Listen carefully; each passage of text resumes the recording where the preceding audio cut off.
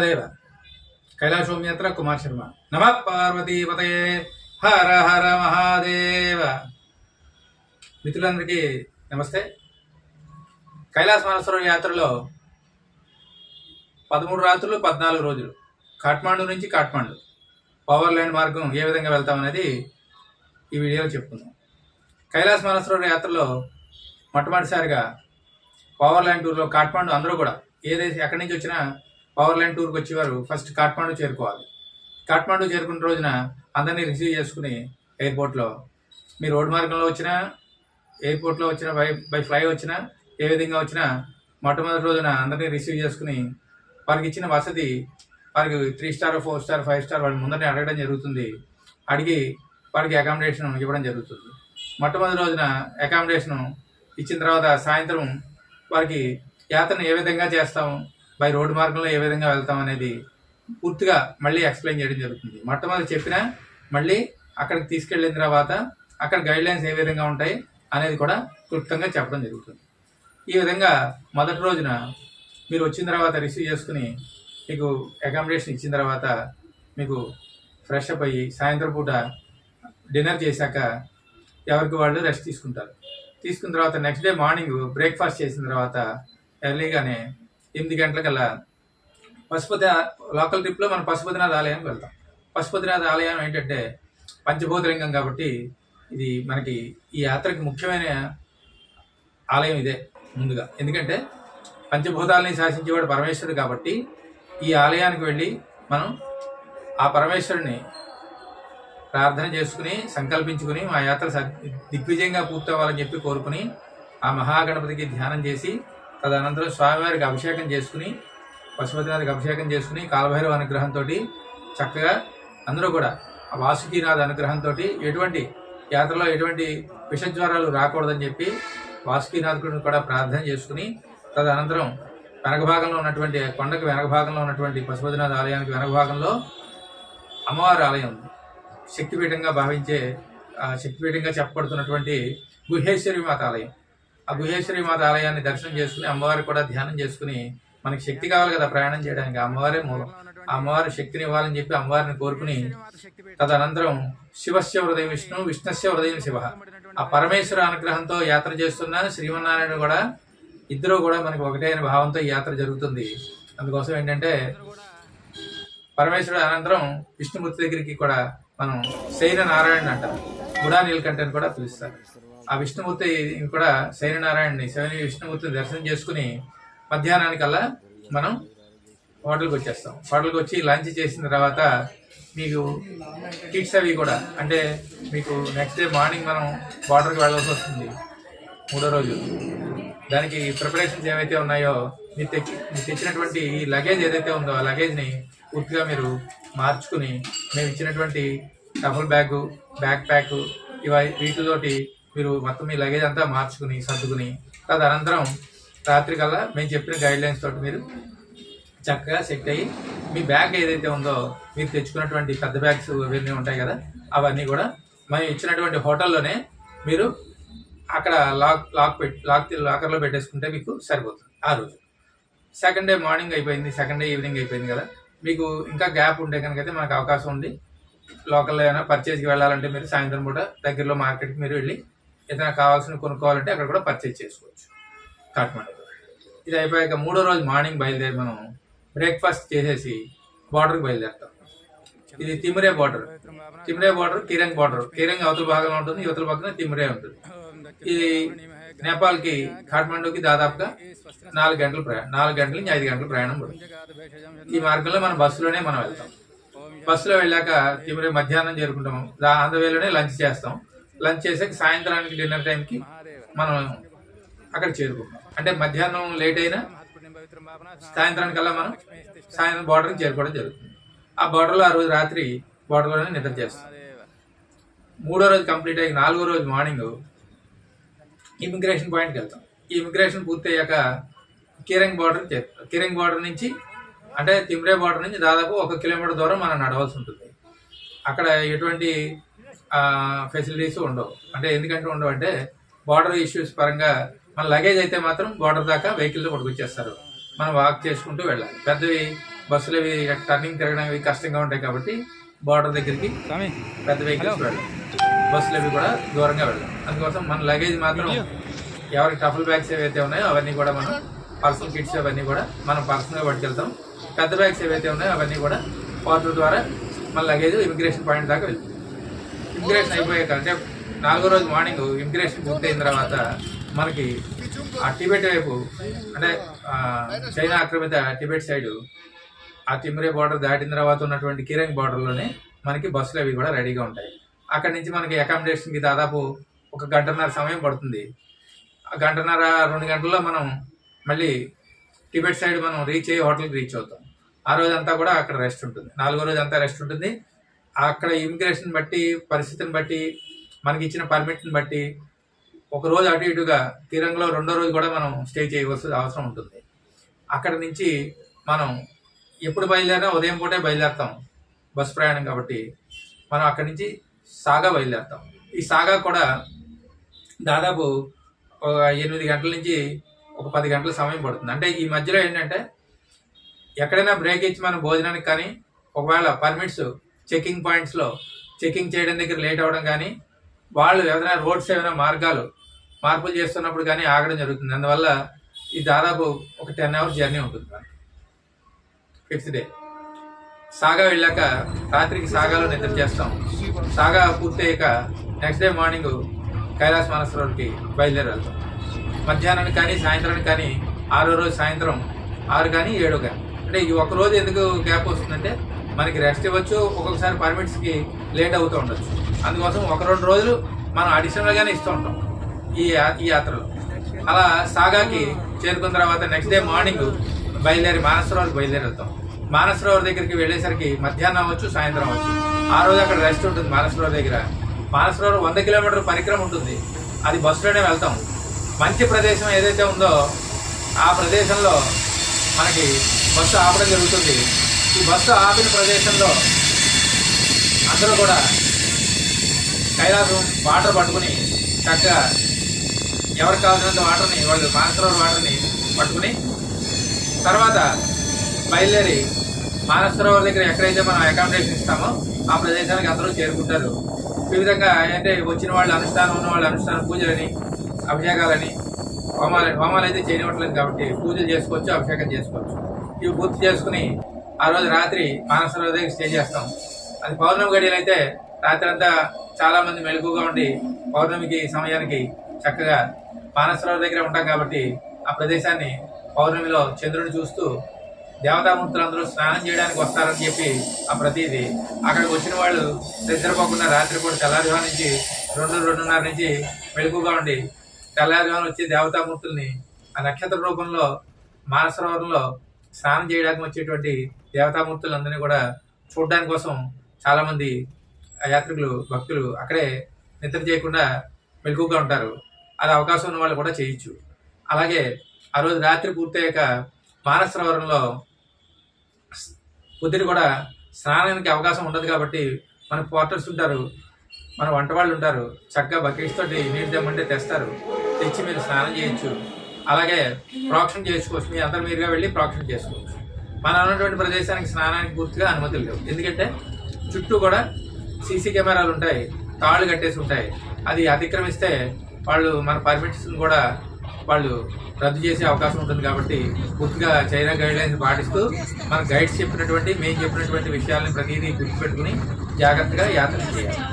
అలాగే 6-7 రోజుల్లో మనకి మానసరోవరం పూర్తయిపోయాక 7వ రోజు రాత్రి మానసరోవరంలో ఉండి 8వ రోజు ఉదయం బయలుదేరి దార్చనికి బయలుదేరి వెళ్తాం.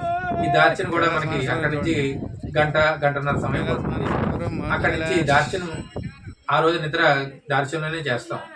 9వ రోజు దార్చనలో నిద్ర చేసిన తర్వాత మనకి అవకాశం ఉంటే అష్టపదికి వెళ్ళడానికి అవకాశం ఉంటే వెళ్ళవలసిన వాళ్ళందరూ కూడా అష్టపదికి ఆ రోజే వెళ్తారు. వెళ్ళి అక్కడ యాత్ర కంప్లీట్ చేసుకుని దిగి వచ్చిన తర్వాత నెక్స్ట్ డే మార్నింగ్ అంటే 9వ రోజు అవ్వచ్చు, 10వ రోజు అవ్వచ్చు. ఈ రోజులు ఎందుకంటే ఒక రోజు అటు ఇటుగా మనకి పర్మిట్స్ని బట్టి అడిషనల్గా మనం 1 or 2 days ఎక్స్ట్రా పెడతాం. అందువల్ల ఈ 14 రోజులు అనేది ఎందుకంటే 14వ రోజు మీకు రిటర్న్ ఎంట్రీ డేట్ అవ్వచ్చు, కానీ 9వ రోజున మనం డైరెక్ట్గా బయలుదేరి యమద్వార దగ్గరికి వెళ్తాం. యమద్వార దగ్గర ఉదయాన్నే చక్కగా అందరూ కూడా వచ్చిన వాళ్ళందరూ కూడా యముడు యొక్క బాధలు ఉండకూడదని చెప్పి ఆ యమద్వార దగ్గర పూజ చేసుకుని యమద్వార నుంచి ప్రవేశం చేసి కైలాస పర్వతాన్ని దర్శనం చేసుకుని తదనంతరం మొదటి రోజు పరిక్రమ స్టార్ట్ అవుతుంది. ఈ మొదటి రోజు పరిక్రమలో 12 కిలోమీటర్ల దూరం ఉంటుంది. ఈ 12 కిలోమీటర్ల దూరం చూసిన తర్వాత అంటే మనకి ఈ కైలాసం ఎవరైతే పరిక్రమ అయితే చేయరో వాళ్ళందరినీ కూడా మళ్ళీ తిరిగి దార్చనికి తీసుకెళ్ళిపోవడం జరుగుతుంది రూమ్కి. ఒకవేళ వెళ్దాం అనుకున్న వాళ్ళు ఈ 12 కిలోమీటర్లు నడవగలిగిన వాళ్ళు వెళ్ళి నడవచ్చు.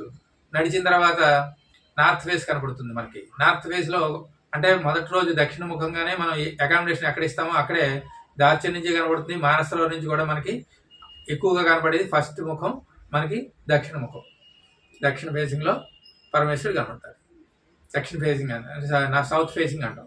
సౌత్ ఫేసింగ్ అయిన తర్వాత యమద్వారం నుంచి కనపడేది కూడా అర్ధభాగం సౌత్ ఫేసే కనబడుతుంది. అర్ధభాగం కొంచెం ముందరకు వెళ్ళిన తర్వాత పడమ ఫేసింగ్ కనబడుతుంది. ఇలా ఒకటో రోజు నడిచిన తర్వాత పరిక్రమలో 12 కిలోమీటర్లు నడిచిన తర్వాత పూర్తిగా మనకి ఉత్తర భాగం కనబడుతుంది.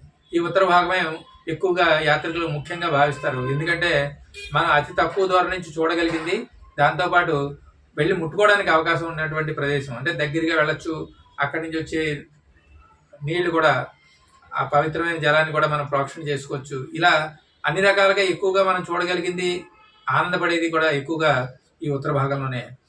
అలాగే ఉదయాన్నే లేచి రెండో రోజు పరిక్రమ 22 కిలోమీటర్లు ఉంటుంది. ఉదయాన్నే మనకి భోజనాలకి ఇప్పుడు కూడా ఈ యాత్రలో ప్రతి చోట మనకి హోటల్ దగ్గరే మనకి భోజనాలు తయారు చేయడం జరుగుతుంది. ఎప్పుడైతే పరిక్రమ మొదలు పెట్టామో ఆ పరిక్రమలో మొదటే ప్యాకింగ్ చేసి మన భోజనాలు మనకి ఇచ్చేయడం జరుగుతూ ఉంటుంది. ఎందుకంటే స్మాల్ కిట్టే ఇస్తారు. భోజనాలు మాత్రం మీకు అకామిడేషన్ ఎక్కడ ఉందో అక్కడే భోజనాలు ఉంటాయి. ముందర రోజు మాత్రం చిన్నది ప్యాకింగ్లో ఫ్రూట్స్ అని విడిగా స్నాక్స్ అని అలాంటివి ఇవ్వడం జరుగుతుంది. పూర్తిగా భోజనం అయితే ప్యాక్ చేసి ఇవ్వరు. ఎందుకంటే మీరు తినడానికి కష్టం అవుతుంది నడుస్తుంటే. అందుకోసం ఏంటంటే లైట్ ఫుడ్డే ఇస్తారు. ఆ ఫుడ్ ఇచ్చాక మీరు రెస్ట్ తీసుకునే టైంలో ఫుల్గా భోజనం చేయాలి. అలాగే సూపులు అన్ని రకాలు ఉంటాయి, ఫ్రూట్స్ అవి తిని చక్కగా అక్కడ ఇచ్చినటువంటి డైట్ మెయింటైన్ చేస్తూ జాగ్రత్తగా ఇచ్చిన ఫుడ్ తింటూ మనం యాత్రను సాగిస్తూ ఉండాలి. అలాగే రెండో రోజు ఉదయాన్నే బయలుదేరి చిన్న బ్రేక్ఫాస్ట్ ఇస్తారు. బ్రేక్ఫాస్ట్ కాఫీ టీ తాగి బయలుదేరిపోవాలి. రెండో రోజు మార్నింగ్ మనం 5 గంటలకే బయలుదేరడం వల్ల ఎక్కువ దూరం ప్రయాణం చేయాలి కాబట్టి 22 కిలోమీటర్లు ప్రయాణం చేయాలి కాబట్టి ఇది పరిక్రమలో భాగంగానే మనం బిఫోర్గా బయలుదేరాలి. 22 కిలోమీటర్లు దాదాపు 12 గంటలు ఈజీగా పడుతుంది. ఎందుకంటే మధ్యలో దోల్మాల పాస్ ఆగి గౌరీకుండ దగ్గర అక్కడ ఆగి కొంచెం నడిచడానికి కొంచెం ఊపిరి సలకున్నటువంటి ప్రదేశాల్లో ఎక్కువగా దోల్మాల పాస్ ఒకటి, ఎక్కువగా గౌరీకుండ దగ్గర అక్కడ కూడా మనకి హై ఆల్టిట్యూడ్ పెరిగి కొలది ఊపిరి సలపకుండా ఉంటుంది. అందుకోసం మీకు ఆక్సిజన్ కూడా ప్రతి ఒక్కరికి ఆక్సిజన్ కూడా మీకు బై హ్యాండ్ ఇవ్వడం జరుగుతుంది ఒకటి. దాంతోపాటు మనకి క్వార్టర్ దగ్గర వీళ్ళ దగ్గర కూడా మనకి గైడ్ దగ్గర కూడా మీకు ఆక్సిజన్ ఉంటుంది, ఇబ్బంది లేదు. అలాగే రెండో రోజు రాత్రికి జుల్తుల్పుక్ చేరుకుని జుల్తుల్పుక్లోనే నిద్ర చేస్తారు. 22 కిలోమీటర్లు పూర్తి అయిపోయాక నెక్స్ట్ డే మార్నింగ్ మూడో రోజు పరిక్రమలో ఫస్ట్ డే ఎలా అయితే మనం బయలుదేరామో మళ్ళీ అదే ప్రదేశానికి మనం మూడో రోజు ఉదయాన్నే 5 గంటలకు బయలుదేరి కేవలం 2 గంటల్లోనే మనం దార్చన్ చేరుకోవడం జరుగుతుంది. మనకి బస్సు రెడీగా ఉంటుంది. ఈ దార్చన్ నుంచి మన హోటల్ తీసుకురావడానికి మీరు పరిక్రమ పూర్తి అయిపోయాక మూడో రోజు మళ్ళీ హోటల్ తీసుకొచ్చి మీరు ఫ్రెష్ అప్ అయిన తర్వాత, ఎందుకంటే 3 రోజులు ఉదయం దార్చన్లో స్నానం చేసి బయలుదేరాక 2 రోజులు మీకు స్నానం ఉండదు. దారిలో స్నానాలు చేయడానికి వాటికి అక్కడ ఫెసిలిటీ కాదు, ముందు మన శరీరం సహకరించదు. ఈ ప్రయాణాల్లో ఈ పరిక్రమ చేసిన వాళ్ళు ప్రోత్సాహం చేసుకోవడం తప్ప స్నానాలు ఉండవు. అందుకోసం ఏంటంటే దార్చన్లో మళ్ళీ వచ్చాక మీకు ఇచ్చే రూమ్ అకామిడేషన్ బాగుంటాయి కాబట్టి అక్కడ ఫ్రెష్ అయ్యి చక్కగా వేడినీళ్ళతో స్నానాలు చేసుకుని అందరూ కూడా మళ్ళీ రిటర్న్ ప్రయాణం బయలుదేరడానికి మూడో రోజునే మళ్ళీ రిటర్న్ బయలుదేరారు. అంటే పరిక్రమ పూర్తయిన రోజు 9, 10, 11 రోజు మళ్ళీ మనం రాత్రికి రిటర్న్ బయలుదేరాం. అంటే మార్నింగ్ బయలుదేరితే సాగాకి రాత్రికి చేరుకుంటాం. 11 కానీ 12 కానీ సాగా చేరుకుంటే 13 మళ్ళీ బోర్డర్కి వచ్చేస్తాం. 13 రాత్రి మళ్ళీ కాఠ్మండూ రాత్రికి చేరుకుంటాం. అంటే 12వ రోజు రాత్రికి కానీ 13 ఉదయానికి కానీ మనం బయలుదేరి కాఠ్మండూకి వచ్చేస్తాం. ఎప్పుడు బయలుదేరి వచ్చినా సాయంత్రం పూటకే మనం బార్డర్ క్రాస్ చేసేటప్పుడు టైం అయితే మనకి కీరంగ్లో స్టే చేయవలసి వస్తుంది. తర్వాత రోజు ఉదయాన్నే బయలుదేరి మనం కాఠ్మండు సాయంత్రానికి చేరుకుంటాం. 13 సాయంత్రానికి ఎట్టి పరిస్థితుల్లో మనం ఈ బై రోడ్ యాత్రలో, పవర్ లైన్ యాత్రలో 13 సాయంత్రానికి మనం కాఠ్మండు యాత్రకి చేరుకుంటాం. 14 రోజు మీరు మళ్ళీ ఫ్లైట్ టికెట్స్ మీరు తీసుకున్న దానికి ఎప్పుడు కూడా మధ్యాహ్నంకే మీరు ఎప్పుడు బుకింగ్ చేసుకోండి.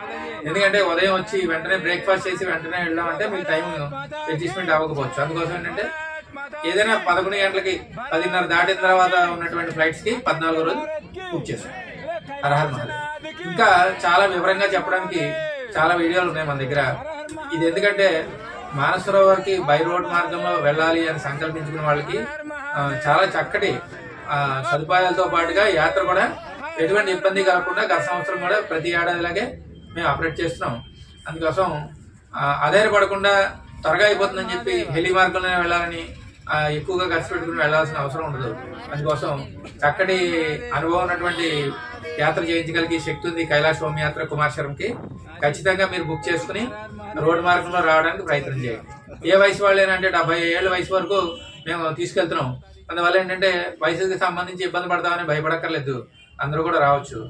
హరహర మహాదేవ్. కానీ 2026 సంవత్సరం హార్స్ ఇయర్గా చెప్పబడుతుంది కాబట్టి ఈ హార్స్ ఇయర్ ఏంటంటే ప్రత్యేకంగా కైలాస మానసరోవర్కి మన పుష్కరాలు మన గంగా యమున సరస్వతి ఇలా 7 నదులు మనకు అయితే మన 12 నదులకి మనం ఎలా అయితే మనం పుష్కరాలు చేసుకుంటామో ఆ విధంగా మానసరోవర్ దగ్గర కూడా హార్స్ ఇయర్ అని చెప్పబడుతుంది. ఇది పుష్కర కాలంగా చెప్పబడుతుంది వాళ్ళకి. వాళ్ళు మన భారత భూభాగంలో భారత ఖండంలోనే కాబట్టి ఇది అంటే అఖండ భారత్లోనే భాగమైనటువంటి అంటే పూర్వం మన పూర్వీకులు కూడా ఆచరించారు కాబట్టి అదే పద్ధతి సాంప్రదాయంగా వాళ్ళు పాటిస్తున్నారు. అందుకోసం ఏంటంటే మనం కూడా వెళ్ళాలని సంకల్పించుకున్న వాళ్ళు ముందుగానే బుక్ చేసుకోండి. ఎందుకంటే ఈ యాత్రలో చాలా మందికి తెలియదు ఏంటంటే ఎప్పటికైనా బుక్ చేసుకోవచ్చు అనుకుంటాం, కానీ స్లాట్స్ తక్కువగా ఉంటాయి. ఎందుకంటే మనతో పాటుగా ఇతర టిబెటియన్ దేశం ఆ దేశం ఆక్రమణ చేసుకున్న చైనా వాళ్ళకి ముందర పర్మిషన్ ఇవ్వడానికి ఎక్కువగా చేస్తుంది. ఎందుకంటే ఆధిపత్య ధోరణితోటి వాళ్ళు ఇబ్బంది పడకుండా ముందుగానే వాళ్ళని తీసుకెళ్ళాలి, వాళ్ళని పంపిస్తే కొంత వాళ్ళకి ఇబ్బందులు ఉండవని చెప్పి ముందు వాళ్ళని పంపిస్తారు. వాళ్ళకే ముందర ఎక్కువ అవకాశాలు ఇస్తారు. ఈ అవకాశాన్ని మన భారతీయులు కూడా సద్వినియోగం చేసుకుని భారత్ యాత్ర, కుమార్ శర్మ ఇది నాది 2 యాత్రలు ఉన్నాయి. భారత్ యాత్ర అనేది మన దేశంలో అఖండ భారత్లో ఉన్నటువంటి కైలాస మానసరోవర్తో పాటుగా అష్టాశక్తిపీఠాలు, 12 జ్యోతిర్లింగాలు, దాంతోపాటుగా శ్రీలంక రామాయణ యాత్ర, ముక్తినాథ్ యాత్ర, నేపాల్ యాత్ర ఇలా వివిధ రకాలైనటువంటి అన్ని యాత్రల్ని కూడా భారత్ యాత్ర కుమార్ శర్మ చేయిస్తున్నారు. ఇది కైలాస మానసరోవర్ యాత్ర కోసమే ప్రత్యేకంగా పెట్టినటువంటి కైలాస హోమ్ యాత్ర అని పెట్టాను. అందుకోసం ఇందులో ఎంతో అనుభవం ఉంది నాకు. ఎందుకంటే ఈ యాత్రలు ఎన్నోసార్లు చేయించడం వల్ల దాదాపు మనతోటి ఎటువంటి పబ్లిసిటీ లేకుండానే మనం యాత్రలు చేయిస్తున్నాం. వచ్చినటువంటి వాళ్ళు అభిమానంతో మనం చూసిన అభిమానాన్ని వాళ్ళు వ్యక్తపరచడం వల్ల ఇంకో 10 మందికి చెప్పడం వల్ల ఈ యాత్ర కొనసాగుతోంది.